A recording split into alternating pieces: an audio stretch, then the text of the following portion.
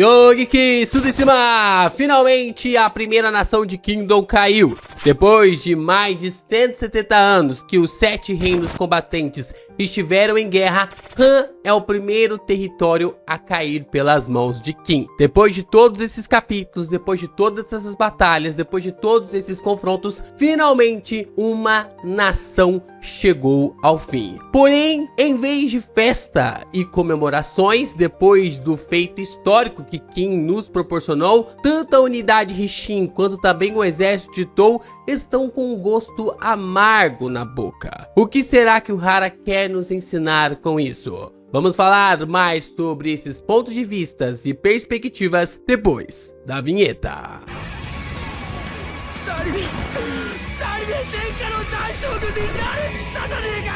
Depois de 840 capítulos, o primeiro território caiu nas mãos de Qin, com Eisei e Shou Henkun colocando o sapato na garganta das forças de Han pouco a pouco. Durante ali essa saga, depois de quase o sonho do Eisei ir pro zaralho, né, quase realmente ali pro zaralho, a gente observa que Shou Henkun, juntamente ali com o Eisei, foram colocando o sapato, eu acho que não dá nem pra chamar de sapato, né, mas de calçado ali nos pés, não nos pés, né, no pescoço, tá difícil hoje, no pescoço ali do país de Han, pouco a pouco. Foram estratégias e segmentos onde as peças foram se encaixando de uma forma, cara, que é como se o destino estivesse realmente traçado para que todas essas perspectivas acontecessem. De que a conquista de Naniou, de que a cooperação em Naniou,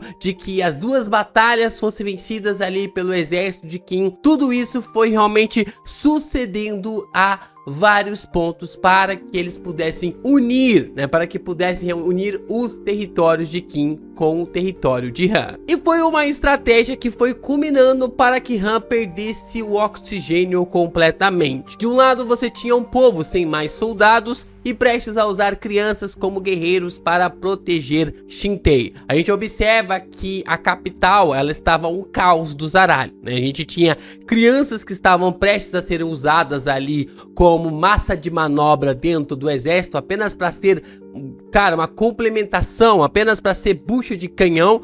E fora que as pessoas que estavam vivendo dentro das muralhas, estavam também vivendo o terror criado ali pela força militar, né? Pela força militar que estava colocando taxa zero, né? Baixa ali zero, para que as pessoas pudessem reclamar ou questionar sobre os atos da realeza, do governo ali de Han e de Xintei. E do outro, nós tínhamos um exército que prometia, caso Han se rendesse de forma pacífica, que seria algo ali sem nenhum derramamento de sangue, que as pessoas que vivem ali dentro das muralhas não teriam realmente perigo nas mãos de Qin, nas mãos do Tou e também nas mãos do Xin. Então você tem essa complexidade acontecendo ao mesmo tempo de caos e emoção pura. E é claro que isso levou Nei e também o rei a cogitarem, a se entregarem até chegar à rendição total. Quando Nei e o rei estão à flor da pele em emoção, não conseguindo mais acreditar que o seu povo, até mesmo ali as crianças, poderiam sair vivas do combate, proteger ali a capital, proteger ali as muralhas, tudo vai pro zaralho, tudo vai realmente ali numa situação que eles não conseguem mais enxergar essa perspectiva. Então o que eles fazem? Eles se entregam. É gerado a rendição total.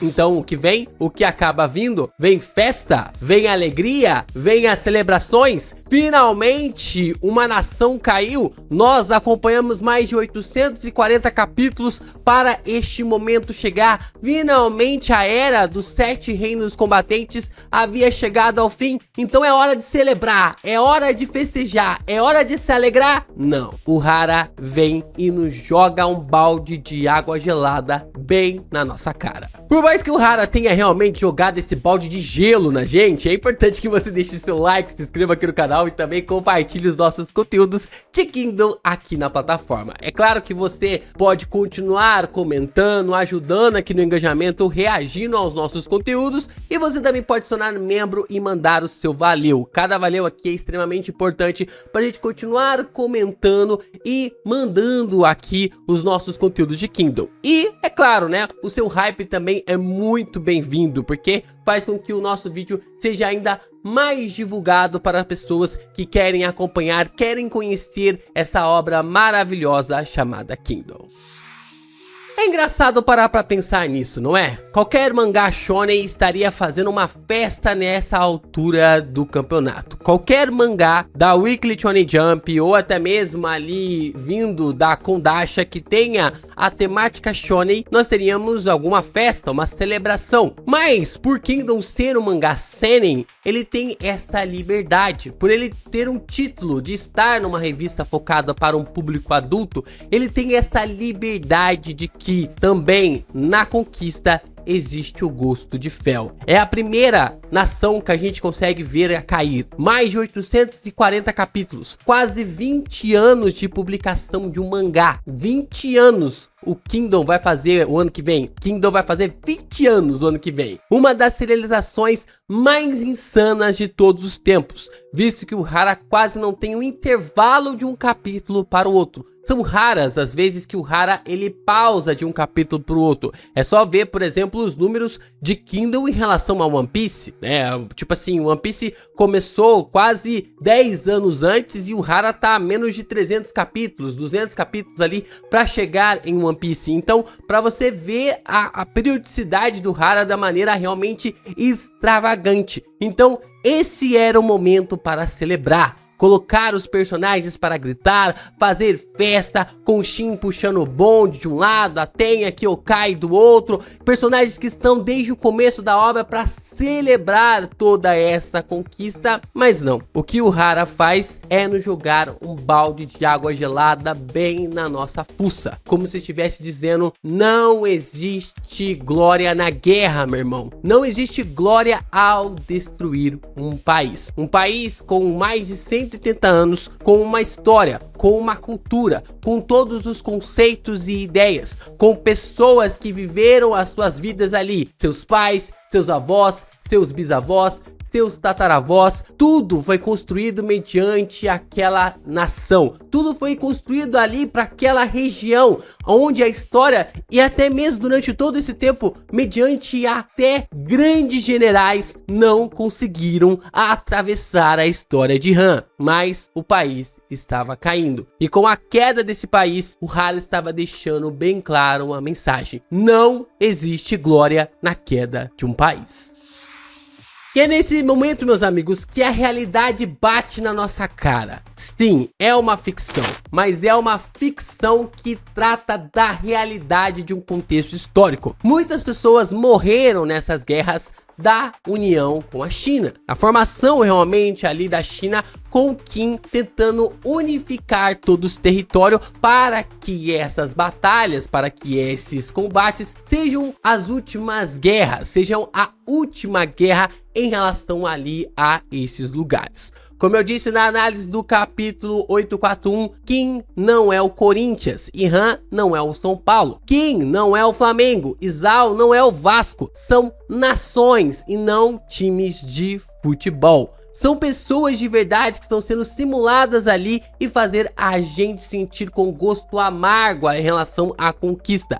É o propósito do Hara com essa queda do primeiro estado combatente, fazer-nos sentir assim. Não se trata de um time de futebol, não se trata de um Fla-Flu ou de um derby ou qualquer outro tipo de clássico que a gente tem no Campeonato Nacional Brasileiro ou qualquer tipo de esporte, seja basquete, seja na NFL, seja ali em qualquer outro tipo de situação esportiva. Não é a mesma coisa. Em hipótese alguma, nós podemos levar um combate de uma guerra como se fosse uma torcida de futebol, como se fosse uma torcida, simplesmente falando eu fico do lado de A, eu fico do lado de B. Não, se tratam de vidas. e vidas merecem ser respeitadas. Se tratam realmente ali de aspectos de pessoas que tinham sonhos, pessoas que tinham ali objetivos, mas tudo é rompido por causa dessa desgraça chamada de guerra. É exatamente essa perspectiva que o Hara quer nos entregar durante o capítulo 840 e o capítulo 841, que não, absolutamente não, existe glória na guerra.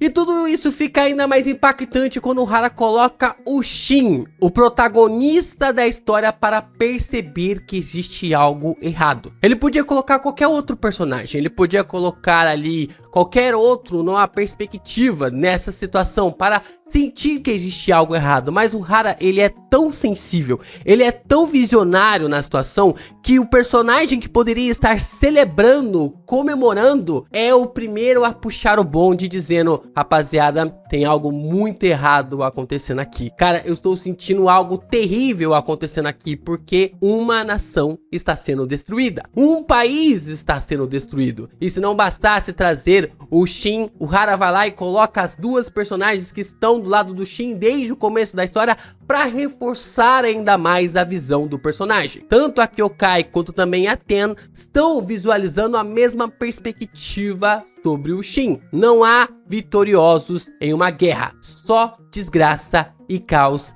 absoluto. E é isso que é demarcado durante todo o capítulo 841. Esse caos, essa dor e essa tristeza absoluta que a gente sentiu durante essa trama.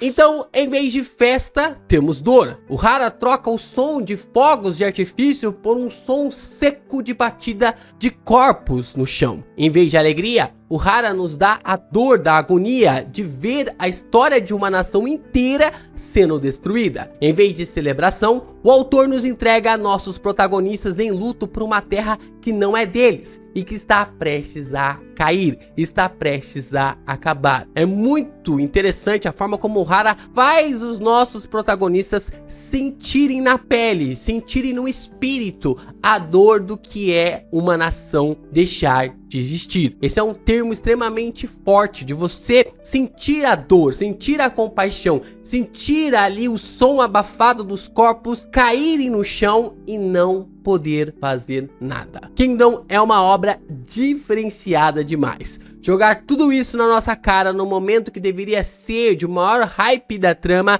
é mostrar como Hara leva a sua história extremamente a sério e como ele passa uma mensagem clara sobre isso tudo, de que, meus amigos, por mais de qual lado você esteja torcendo, a guerra nunca tem os seus vitoriosos.